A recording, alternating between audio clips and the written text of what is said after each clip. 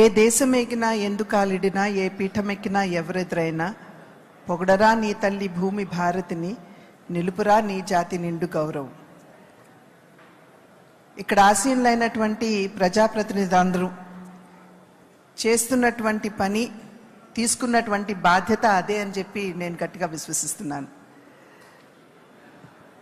తెలుగు భాషలందు తెలుగు లెస్స అని చెప్పి మనం అందరం కూడా కీర్తించినప్పటికీ ఈరోజు ఈ సమావేశానికి భారతదేశ నలుమూలల నుండి భాగస్వాములు, అందులోని మహిళలు వచ్చినటువంటి సందర్భంలో చాలా వరకు ఆంగ్లంలో మాట్లాడితే అది సందర్భోచితంగా ఉంటుంది అని చెప్పి భావిస్తూ respected Speaker of the Lok Sabha Shri Om Birla ji, the Chief Minister of Andhra Pradesh, he was to be with us, but unfortunately due to the weather conditions he is not here, Shri Chandrababu Naidu ji, Speaker of the AP Assembly Shri Ayyana Pathrudu garu, the Deputy Chairman of the AP Legislative Assembly Shri Raghuram Krishnamraj garu. We also have with us Minister Shri Payyavul Keshav garu and also the Chairman of the Women Committee Andhra Pradesh Gauru Charita garu, and of course all the Women Empowerment Committee chairpersons from across the country, from all the states, MPs, MLAs, and also those representatives who have been nominated by the Speaker in such states that do not have the Women Empowerment Committee. Ladies and gentlemen, on this auspicious occasion, I extend a very warm welcome to all the esteemed guests who are seated on the dais and off the dais. It is a conference of the Legislative Committee for Empowerment of Women, which is being held in Tirupati at the lotus feet of Sri Lord Balaji. The presence of the distinguished guests add value to this event, and we are eager to listen to the thoughtful insights which will reflect on the significance of the work we undertake in the Committee on Empowerment of Women. We have gathered here today to reaffirm our resolve that the empowerment of women is central to the progress of India. It underscores our shared commitment for advancing gender justice and inclusive development. India's vision of a Viksit Bharat by 2047 rests on the pillars of equality, inclusion, and empowerment. Women-led development has now become the new narrative, the core narrative of India's national strategy. As articulated by our Honorable Prime Minister Shri Narendra Modi ji, India is investing in women as catalysts of growth through improved access to education, entrepreneurship, health, and digital literacy. Flagship schemes such as Beti Bachao Beti Padhao, Stand Up India, Mahila Samman Savings Certificate, and Pradhan Mantri Jan Dhan Yojana has created a transformative ecosystem where women are no longer simply beneficiaries but active contributors to the national progress. More than 10 crore women have joined the self-help groups, becoming economic change makers in rural India. This participative model of governance ensures that the woman's voice shapes policies leading to sustained and equitable growth. It would be inappropriate if we did not remember the participation of women in India's freedom struggle. Women's participation in India's freedom struggle was simply not marginal, but it was central. The freedom movement was not just about a story about political leaders and battles, but it is also a story of women who stepped out of their homes, defying social restrictions to fight for the nation's independence. Rani Jhansi Lakshmibai, Begum Hazrat Mahal, Sarojini Naidu ji, Kasturiba Gandhi ji, Kamala Devi Chattopadhyay, Preetilata Vaddedar, Kalpana Dutt, Durga Babi, Madam Bikaji Kama have all left an indelible mark in our minds.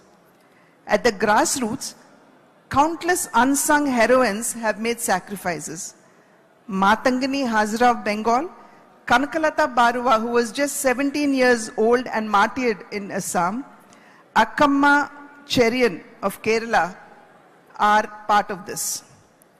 As the world's largest democracy, we believe that the greater presence of women in political and decision-making spaces creates a sense of security among the common citizens, particularly the women and the marginalized sections.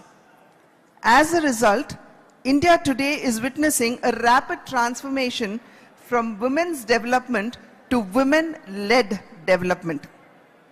Under the vision of the Honorable Prime Minister, our government has adopted a multi-pronged approach involving the whole of the government and the whole of society to address issues women face as a lifetime continuum basis. Keeping pace with this, the Parliamentary Committee on Empowerment of Women is working for women's educational, social, economic and political empowerment that ascertains gender justice and equality. However, we must also acknowledge the persisting challenges.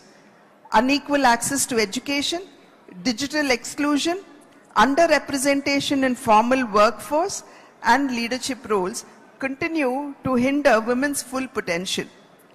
The Digital India initiative must be complemented by the efforts to bridge the gender-digital divide, particularly focusing on rural women.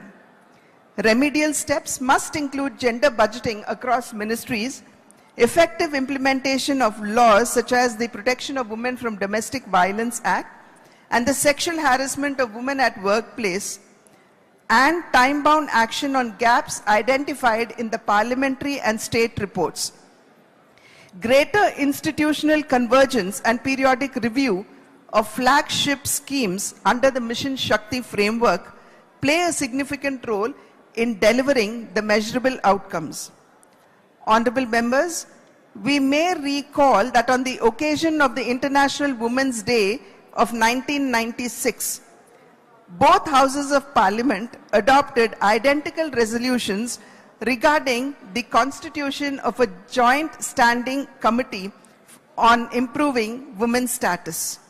In response, the Committee on Empowerment of Women was constituted for the first time on the 29th of April 1997 under a unique cross-ministerial mandate to scrutinize all measures affecting women.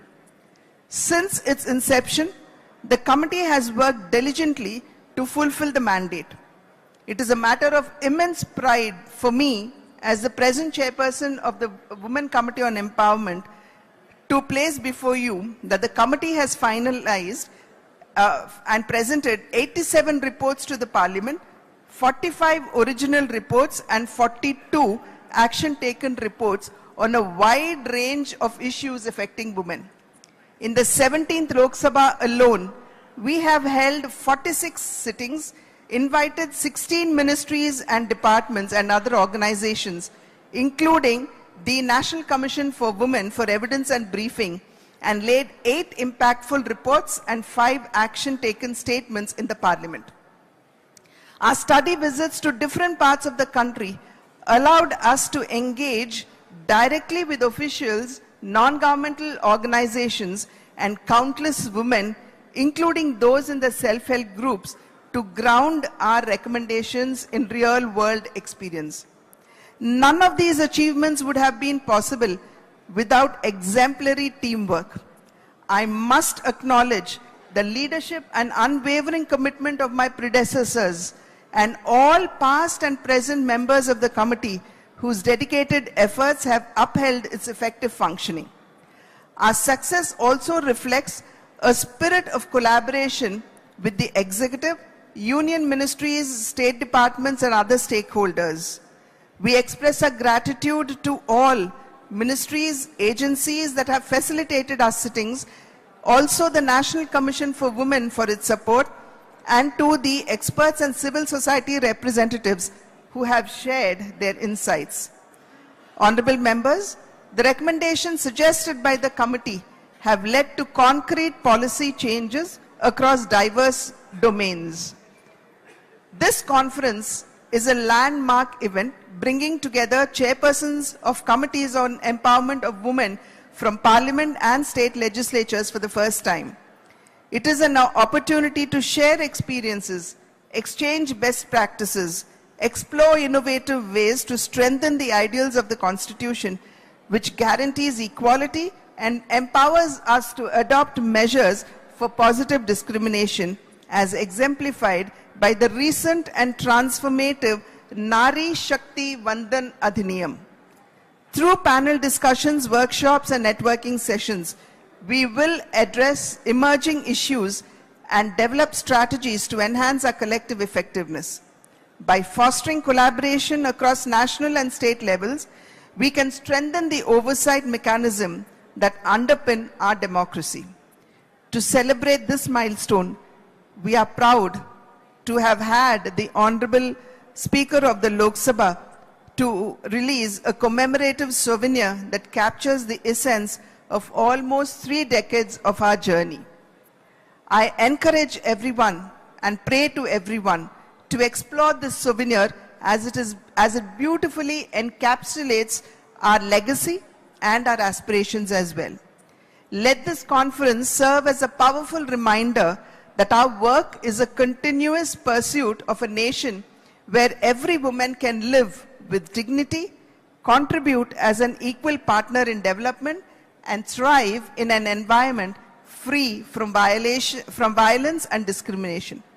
I would only like to end with the words of our national leader and the national father, Mahatma Gandhi ji, who said, "To call the woman a weaker sex is a libel.